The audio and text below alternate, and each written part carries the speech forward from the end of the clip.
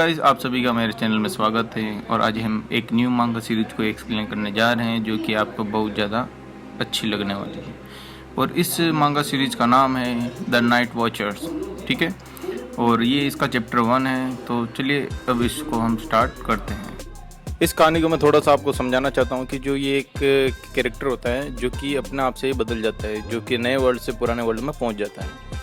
तो इस एपिसोड को हम आपको एक्सप्लेन करने जा रहे हैं जो कि आपको बहुत ज़्यादा पसंद आने वाला है, तो बिल्कुल ध्यान से सुनिएगा। एपिसोड की शुरुआत में हम देखते हैं जो हमारा मेन कैरेक्टर होता है वो एक बेड पे लेटा हुआ था और उसको थोड़ी सी स्मेल आती है और वो सोचता है कि यार ये किसकी स्मेल आ रही है। कि वो सोचता है कि शायद ये हीरा हो सकता है जो कि हमेशा उसके बेड पे आकर बैठ जाता है। फिर वो सोचता है कि शायद हीरा वापस आके बेड पे बैठ गया होगा। कि तभी उसकी आँख खुलती है और वो बोलता है होली शिट, और अपना हाथ ऊपर करके बोलता है ये कौन सी जगह है और ये मैं कहाँ हूँ और कहाँ पहुँच गया हूँ। अभी उसको कुछ भी समझ में नहीं आ रहा होता है कि ये कौन सी जगह है। जो हमारा कैरेक्टर होता है वो फिर सोचता है कि मैं तो बाहर में था और मैं अपना प्रमोशन का जश्न मना रहा था कि ये मैं कहाँ पहुँच गया। उसको कुछ भी समझ में नहीं आ रहा था। फिर वो सोचता है कि हम तो जब तक पीने वाले थे कि जब तक और ना पी सके, और फिर उसके बाद ही वो अपना ज़ोर से सर पकड़ कर बैठ जाता है। जिस कैरेक्टर का नाम है निन्यांग, और जो ये 19 साल पहले इसके फादर की मौत हो चुकी है जो सैनिक की जंग में हुई थी। जो इसकी माँ बीमार रहने के कारण इसकी माता की भी मौत हो चुकी है, और जिसका रहन सहन और पालन पोषण इसके सेकंड वाले अंकल ने किया होता है। और ये पुराने वर्ल्ड में पहुंच चुका है, उसको कुछ भी समझ में नहीं आ रहा है।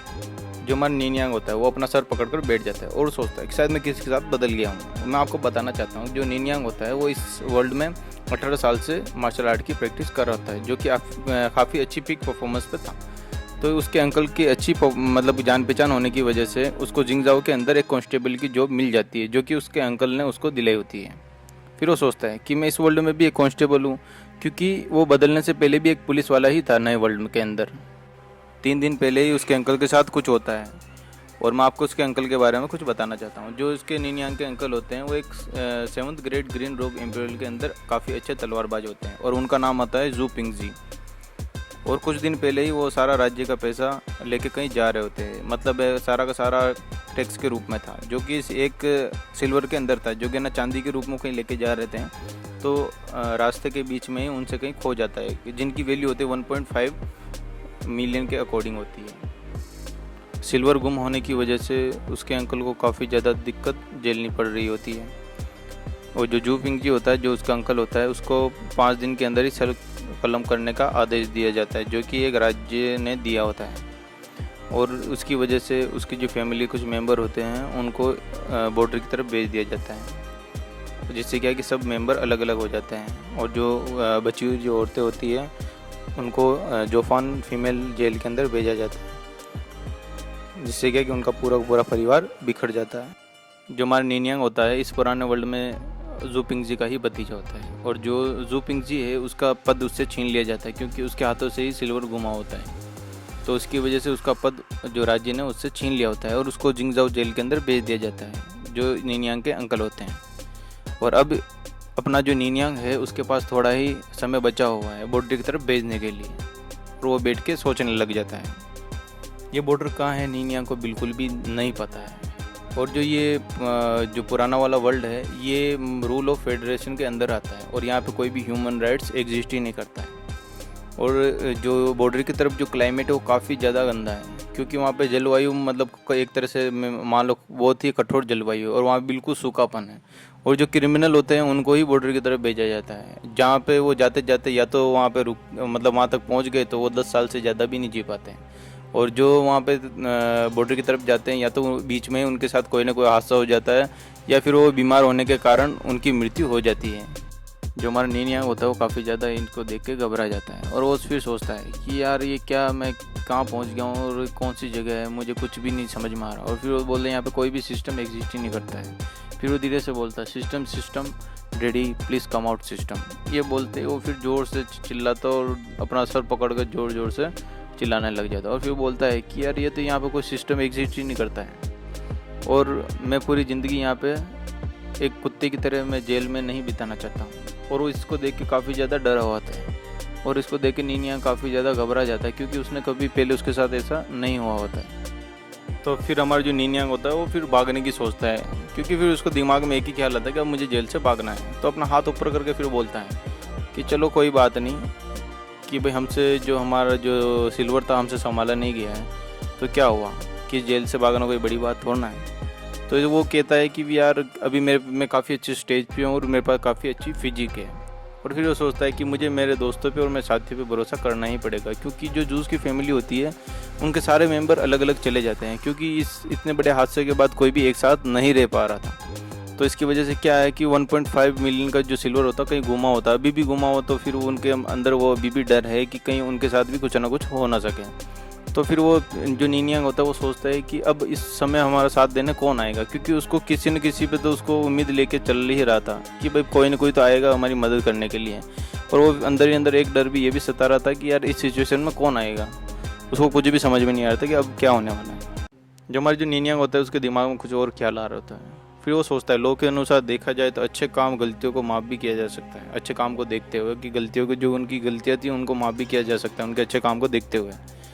अगर ऐसे उनकी जो सज़ा माफ़ होती है तो उसमें मतलब उनके पास कुछ और समय मिल जाएगा, जो सिल्वर गुमा हुआ है उनको ढूंढने के लिए उसके पास और भी समय मिल जाएगा।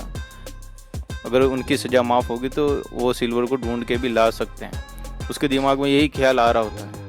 जो हमारे जो नीनियांग होता है उसके दिमाग में कुछ और ही ख्याल चल रहे होते हैं। फिर वो सोचता है यार मैं तो अभी जेल में हूँ ना, मेरे पास कोई केस की फाइल है कि मैं और कुछ भी यहाँ पे बैठे बैठे कुछ और पता भी नहीं कर सकता। जो नीनियांग होता है फिर वो बोलता है यार कि अभी मैं यहाँ भले बैठे बैठे कितना भी मतलब चिल्लाऊँ कोई भी मेरी आवाज़ नहीं सुनने वाला, ना कोई मेरा इसका जवाब देने वाला है। कि तभी दो अनजान व्यक्ति नीनियांग की तरफ आगे बढ़ते हैं और वो फिर उनमें से जो एक गार्ड होता है वो नीनियांग को बोलता है समय है धूप की चढ़ी। तभी उसका जो साथी बोलता है थैंक यू सर बोलता है। जिसका जो साथी होता है वही नीनियांग के पास खड़े हो जाता है। जो उसका जो गार्ड होता है जो आगे की तरफ बढ़ रहा होता है, तो जो उसका साथी होता है वो जो गार्ड के आगे जाने का इंतजार कर रहा होता है और वो नीनियांग के पास ही खड़ा रहता है। कि तभी जो गार्ड के आगे जाते ही जो उसका साथी होता है वो नीनियांग की तरफ मुड़ जाता है और फिर वो उसके कुछ कहने के लिए वो नीनियांग की तरफ आगे बढ़ रहा होता है और फिर उसके पास में जाके कुछ कहने लगता है। कि फिर वह बोलता है कि जूस यूनियन का नाम ही CI जू है और वो उसका जो सेकंड अंकल का जो लड़का है बायोलॉजिकल बेटा वो इसका चचेरा भाई है। फिर वो बोलता है कि वो भी स्टडी कर रहा है यूनो अकेडमी के अंदर और वहाँ पे उसे सभी स्ट्रॉन्ग माउथ किंग के नाम से जानते हैं। कि तभी वो बोलता है कि अभी सैनिक आएंगे और तुझे लेके चले जाएंगे और उन्होंने मेरे से 300 सिक्के लिए हैं। और फिर ये बोलते ही फिर वो बोलता है कि परिवार में अब सिर्फ इतना ही बचा हुआ है। तो तभी अपना जो नीनियांग बोलता है कि चलो ठीक है मैं मानता हूँ कि मालिक के रिश्ते हमारे साथ अच्छे नहीं है, पर तुम कौन हो, तुम्हारे बारे में क्या है।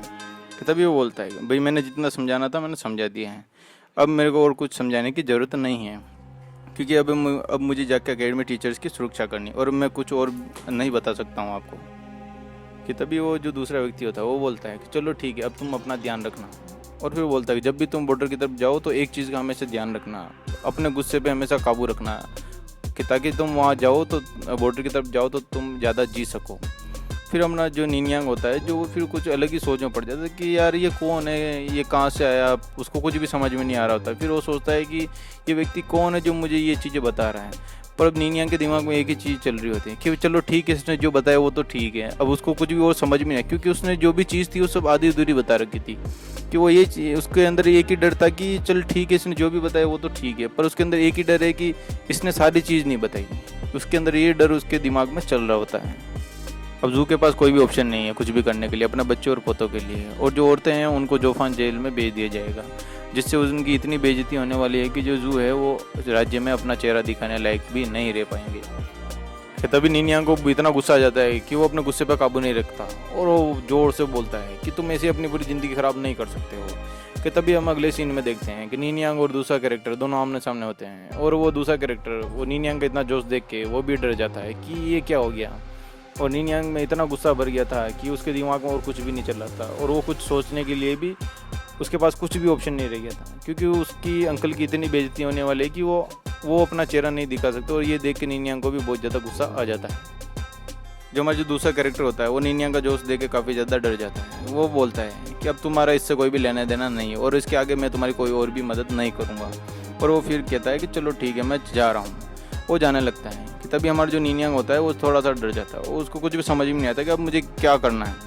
और वो ज़्यादा डरा होता है और उसका फट से उसका हाथ पकड़ के बोलता है रुक जाओ, अभी हार मानने का समय नहीं है। फिर वो बोलता है क्या तुम मेरे से मजाक कर रहे हो। और हमारा जो नीन यांग होता है वो बोलता है केस की फाइल। उसको कुछ भी समझ में नहीं आता, वो बोलता है कौन से केस की फाइल। फिर वो बोलता है कि जो सिल्वर घुमाता है उसकी केस की फाइल मुझे ला के दे दो और इसमें ढूंढने में मेरी मदद कर दो। इसके साथ ये एपिसोड ख़त्म होता है।